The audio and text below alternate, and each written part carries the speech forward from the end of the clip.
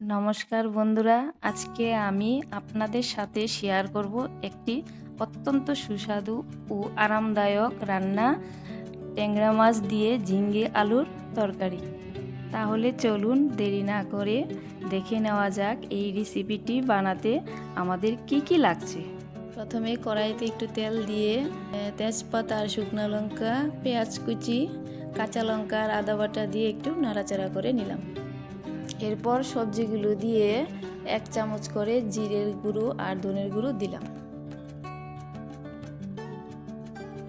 এরপর একটু হলুদ দিয়েছি। হলুদ দিয়ে আর একটু নাড়াচাড়া করে নিলাম। আমি ঝিঙ্গে আলু কষিয়ে একটু গরম জল দিয়ে নিয়েছি।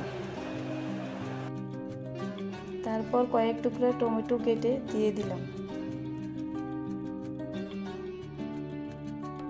আবার একটু নাড়াচাড়া করে 2 চামচ লবণ দিয়ে দিব। এরপর 2 মিনিট ভালো করে ঢাকা দিয়ে রেখে দিব, যাতে ভালো করে সিদ্ধ হয়ে যায়। তাতে ভেজে রাখা ট্যাংরা মাছগুলি দিয়ে নিলাম। শেষে 2-3টা ধনেপাতা দিয়ে নামিয়ে নিলাম। তাহলে আজকের রেসিপিটি আপনাদের কেমন লাগলো তা অবশ্যই কমেন্ট করে জানাবেন। নমস্কার।